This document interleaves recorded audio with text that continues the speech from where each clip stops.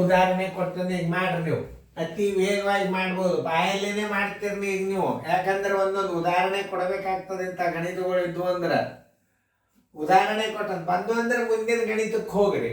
ಯಾಕಂದ್ರೆ ಪರ್ಫೆಕ್ಟ್ ಆಗ್ಬೇಕು. ಒಂದು ಮಾದರಿ ಹಾಕಿದ್ರೆ ಚಲೋ ಆಗ್ತಿತ್ತು ಅನ್ಬಾರ್ದು, ಟೀಚರು ಅನ್ಬಾರ್ದು, ಪೇರೆಂಟ್ಸು ಅನ್ಬಾರ್ದು.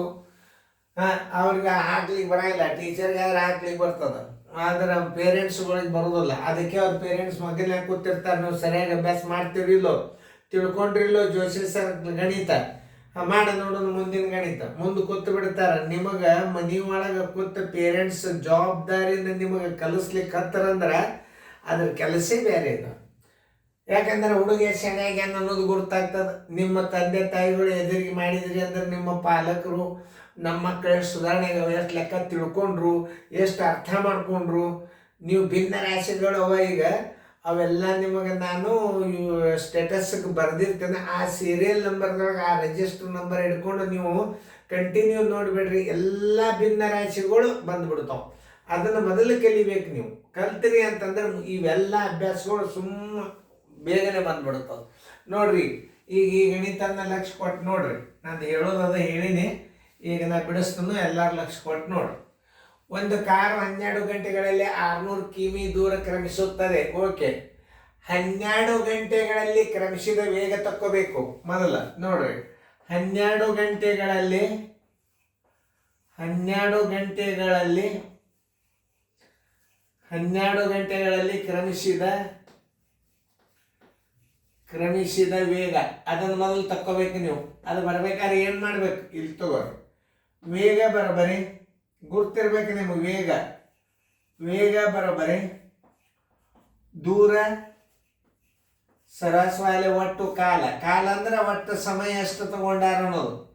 ದೂರ ಎಷ್ಟದ, 600 ಅದ. ಎಷ್ಟು ಗಂಟೆ ಅದ, 12 ಅದ. 12 ಒಂದಲೇ 12:50 ಬರೋಬರಿ 50 ಕಿಮಿ ಪರ್ ಗಂಟೆಗೆ ಆಯ್ತು. ಪರ್ ಗಂಟೆಗೆ ಇದು ನೋಡಿ, ಇದು ಪದ್ಧತಿ. ನೀವು ಬಾಯಲೇನೆ ಹಾಕೊಲ್ಲಕ್ಕರೆ ಪದ್ಧತಿ ಪ್ರಕಾರ ಕಲಿಸ್ಬೇಕಾಗ್ತದೆ ನಾವು. ಇನ್ನು 10 ಗಂಟೆಗಳಲ್ಲಿ ಕ್ರಮಿಸಿದ ವೇಗ, 10 ಗಂಟೆಗಳಲ್ಲಿ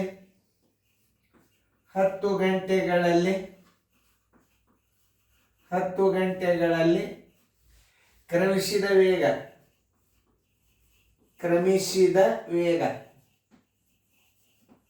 ಬರೋಬರಿ ವೇಗ ಬರೋಬರಿ ಪ್ರತಿಯೊಂದು ಸೂತ್ರ ಬಾಯ್ಪಾಠ ಆಗ್ಬೇಕು ನಿಮ್ಗೆ. ವೇಗ ಬರೋಬರಿ ದೂರ ಒಟ್ಟು ಕಾಲ. ದೂರ ಎಷ್ಟದ, 600 ಅದ. 10 ಗಂಟೆದಾಗ ಹೋಗ್ಬೇಕಾಗ್ಯದಲ್ಲ ನೋಡಿ, ಈ 0 ಈ 0 60 ಕಿಮಿ ಪರ್ ಗಂಟೆಗೆ. ಈ ಪ್ರಶ್ನೆ ಕಡೆ ಹೋಗ್ಬೇಕೀಗ ನೀವು, ಉತ್ತರ ಹಚ್ಚಂಗಿಲ್ಲ. ಈಗ 10 ಗಂಟೆಗಳಲ್ಲಿ ತಲುಪಲು ಗಾಡಿಯ ವೇಗ ಎಷ್ಟಿರಬೇಕು ಅಂತ ಕೇಳಿದ್ದ ಅಂದ್ರೆ ನೀವು 60 ಹಚ್ಚರಿ. ಈಗ ಇದೇನು ಸಂಬಂಧ ಬರೋದಿಲ್ಲ. ಈಗ 10 ಗಂಟೆಯಲ್ಲಿ ತಲುಪಬೇಕಾದರೆ ಗಾಡಿ ವೇಗ ಎಷ್ಟಿರ್ಬೇಕಂತ ಕೇಳಿದ್ದ ಅಂದ್ರೆ 60 ಹಚ್ಚರಿ. ಏನು ಕೇಳ್ಯಾನವ, ಕಾರಿನ ವೇಗ ಗಂಟೆಗೆ ಎಷ್ಟು ಹೆಚ್ಚಿಸಬೇಕು ಅಂತಂದ್ರೆ ಹೆಚ್ಚಿಸಬೇಕಾದ ವೇಗ ಬರೋಬರಿ ಹೆಚ್ಚಿಸಬೇಕಾದ ವೇಗ ಬರೋಬರಿ 60 ಮೈನಸ್ 50 ಇಸ್ ಈಕ್ವಲ್ ಟು 10 ಬರೋಬರಿ 10 ಕಿಮಿ ಪರ್ ಗಂಟೆಗೆ ಹೆಚ್ಚಿಸಬೇಕು. ಉತ್ತರ 10 ಕಿಮಿ ಎಲ್ಲದ ನೋಡ್ರಿ ಉತ್ತರ. ಓಕೆ, ಡಿದಾಗ ನೋಡಿ. ಅಂಥದ್ದೇ ಒಂದು ಮಾದರಿ ಸ್ವಲ್ಪ ಚೇಂಜ್ ಮಾಡಿದ್ನು, ಅದೇ ಮಾದರಿನೇ ಒಂದೊಂದು ಮಾದರಿ ಕೊಟ್ಟದ. ಯಾಕಂದ್ರೆ ಸ್ವಲ್ಪ ಡಿಫಿಕಲ್ಟ್ ಗಣಿತಗಳಿಗೆ ಮಾದರಿ ಹೆಚ್ಚಾಕಿರ್ತಾವೆ. ಬಂದು ಅಂದ್ರೆ ಮುಂದಿನ ಗಣಿತ ಹೋರಿ 21ಕ್ಕೆ ಬಿಡಿಸೋದಾತು ಅಂದ್ರೆ, ಇವನು ಮಾಡೋದಾತಂದ್ರೆ ಲಕ್ಷ ಕೊಟ್ಟು ನೋಡ್ರಿ. ಭಿನ್ನ ರಾಶಿ ಮಗ್ಗಿ ಎಲ್ಲ ಬೈಪಾಟ್ ಮಾಡ್ರಿ. ಮನೆ ಒಳಗೆ ಏನು ತುಸೋದಿಂದಾಗ ಭಿನ್ನ ರಾಶಿಗಳು ಲೆಕ್ಕಗಳು ಬರ್ತಾವೆನ್ನ. ಓಕೆ, ಒಂದು ಕಾರು 10 ಗಂಟೆಗಳಲ್ಲಿ 400 ಕಿಮಿ ದೂರ ಕ್ರಮಿಸುತ್ತದೆ. ಇದೇ ದೂರವನ್ನು 2 ಗಂಟೆ ಮೊದಲು ತಲುಪಲು ಕಾರಿನ ವೇಗ ಗಂಟೆಗೆ ಎಷ್ಟು ಹೆಚ್ಚಿರಬೇಕು? ಬಾಯಲ್ಲಿನೇ ಬಂದ್ಬಿಡ್ತದ. ಮಾಡಿರ್ತೀರಿ 100%. 10 ಗಂಟೆಗಳಲ್ಲಿ 10 ಗಂಟೆಗಳಲ್ಲಿ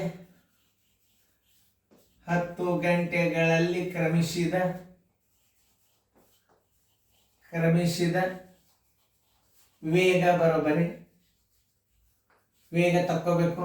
ಆದ್ದರಿಂದ ವೇಗ ಬರೋಬ್ಬರಿ ದೂರ ಸರಾಸ ಬಾಗಿಲೆ ಕಾಲ. ದೂರ ಎಷ್ಟದ? 400.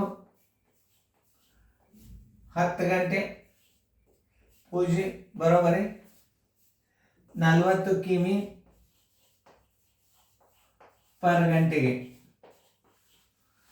ಇನ್ನು 2 ಗಂಟೆ ಮೊದಲು ಅಂದಾಗ 10 2 ಕಳೆದು ಬಿಡ್ರಿ. 8 ಗಂಟೆಗಳಲ್ಲಿ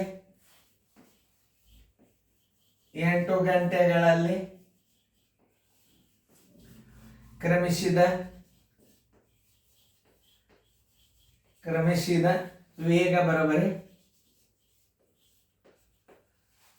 ಬರೋಬ್ಬರಿ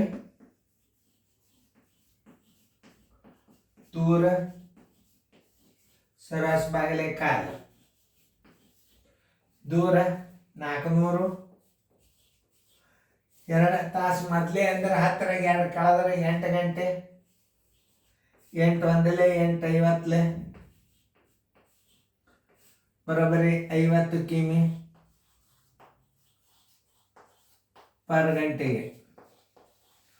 ನೋಡಿ, 2 ತಾಸು ಮುಂಚಿತ ಹೋಗಿ ತಲುಪಬೇಕಾದ್ರೆ ಗಾಡಿ ವೇಗ ಎಷ್ಟಿರಬೇಕು ಅಂತ ಸಿಂಪಲ್ ಪ್ರಶ್ನೆ ಕೇಳಿದ್ರ 50 ಹಚ್ಚ್ರಿ. 2 ಗಂಟೆ ಮುಂಚಿತ ತಲುಪಲು ಆ ಗಾಡಿ ವೇಗ ಎಷ್ಟಿರಬೇಕು? 50. ಹೆಚ್ಚಿಸಬೇಕಾದ ವೇಗ ಬರೋಬ್ಬರಿ ಅಂದ್ರೆ 50 40 ಕಡೆ. ಹೆಚ್ಚಿಸಬೇಕಾದ ವೇಗ ಬರೋಬ್ಬರಿ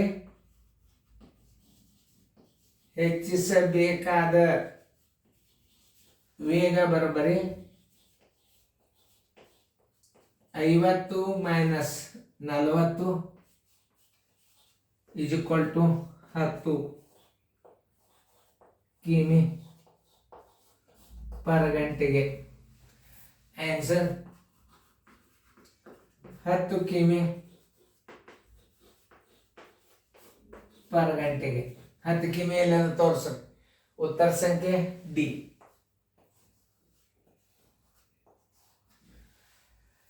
ಎಲ್ಲಾರು ಮಾಡಿರ್ತೀರಿ ನೀವು. ಯಾಕಂದ್ರೆ ಈಗ 2 ಉದಾಹರಣೆಗಳು ಆಗ್ಯಾವ ಅಂತಂದ್ರೆ ನಿಮಗೆ ಯಾಕೆ ನಾವು ಹೆಚ್ಚಿಗೆ ಹಾಕಿದೀವಿ ಅಂತಂದ್ರೆ, ಇವ್ ಟೀಚರ್ ಆದ್ರೆ ನಿಮಗೆ ಎಕ್ಸಾಂಪಲ್ಗಳನ್ನ ಹಾಕಬಹುದು. ಪೇರೆಂಟ್ಸ್ ಹಾಕ್ಲಿಕ್ಕೆ ಆಗಲ್ಲ. ಅವರು ಶಾಣ್ಯರಿದ್ರೆ ಹಾಕಿರ್ತಾರೆ.